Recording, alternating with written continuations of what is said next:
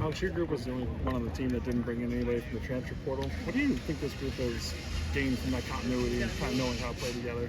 I think it's a good point. I think you do feel some continuity with the room, and obviously that helps when you have a leader in the room like a kid like Hunter.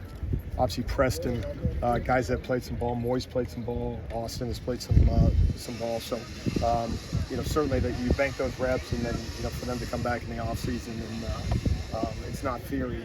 Some of the things, the coaching points and everything else. A new coach, but the coaching points really don't change, and so I think that's been certainly a positive for me coming in here. But I think for the group as a whole, especially at that position, if you have a lot of or any lack of clarity on the back end, obviously that's a real recipe for giving up the explosives and someone having some bad days defensively. So no, it's been good to have that room, and obviously all those positives they had in the past, and we told them we just got to enhance that. You've gotten Preston back in the room, before he was out in the spring. What have you kind of seen from him now that he's kind of gotten to coach him a little more, and how do you think he's going to help him out?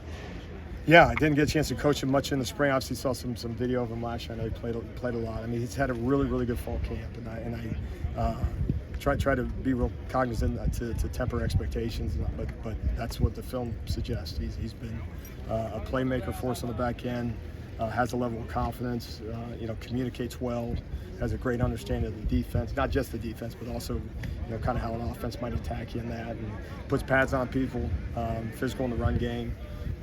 Moves well, so it's been, and then I was got to translate to Saturdays, but that's been a major addition for us this fall camp.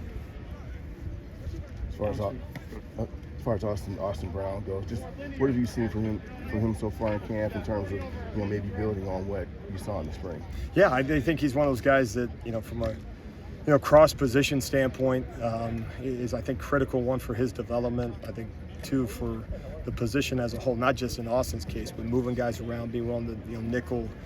We describe it field safety and boundary safety, but kind of having the ability to kind of be interchangeable amongst that, so that you're making sure you get the best 11 guys at any given time. And so he's one of those guys that's played some nickel. I think towards the tail end last season. So he has some experience that way, but also playing both safety spots. And so he had a good scrimmage the other night. Has done a nice job of, he's got speed, he's got size, he's got physicality. And so just, as we get closer and closer, kind of defining the roles for all those guys, but it certainly will be a big piece for us on the back end. We've heard from the defense as a whole, turnover creation is a big goal for improvement this year.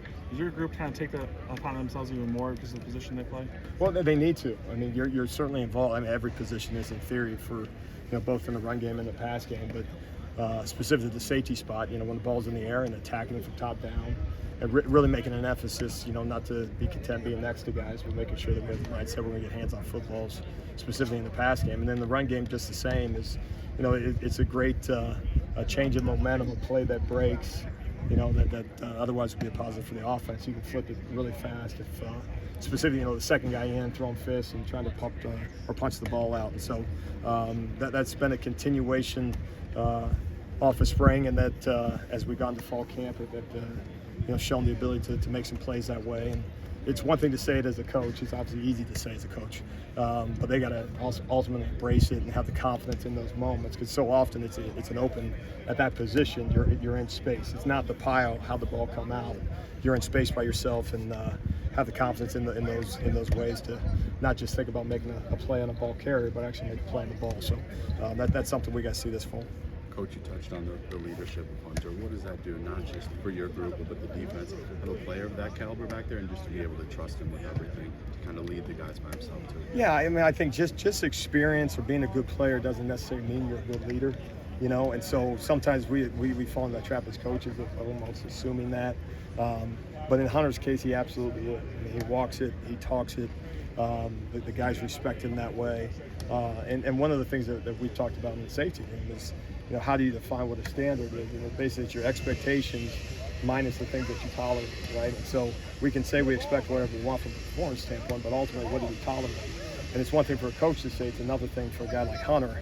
Well, he doesn't tolerate a whole lot. And so, which is a real nice position to be in as a coach, to have a guy like that in the room. But no, he's a dude in every way, and we'll try to put him in the best position possible to make plays for us. But in the meantime, he's leading that group and leading that defense, leading the team.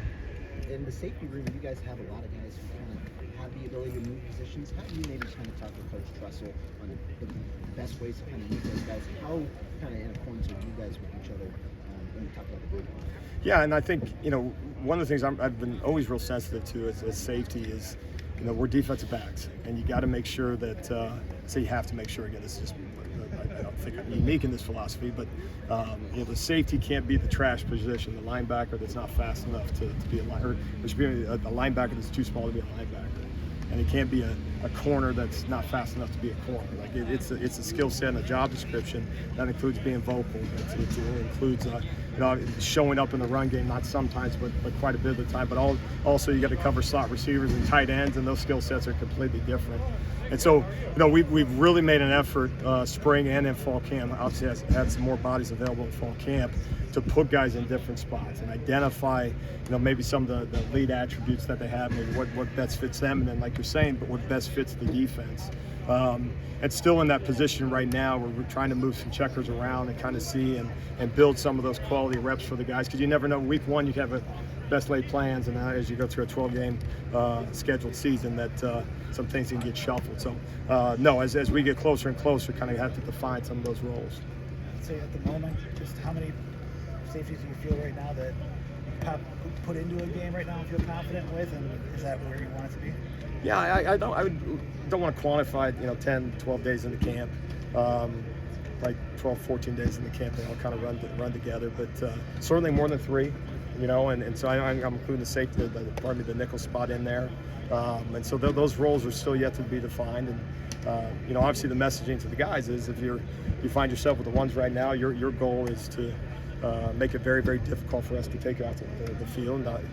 If you're not a 1 in any 2 or shoot, you can run with the 3s right now just to get reps. The messaging there is there can't be a drop off. So it's equal opportunity only to a point. You got to make sure that those drop in off when you put the 2s in. So I envision that being the case, and we will have a couple guys, even if they're not starters, play 1 that can serve a role there at safety or nickel. So hopefully the number's greater than 3, and I believe it is at this point.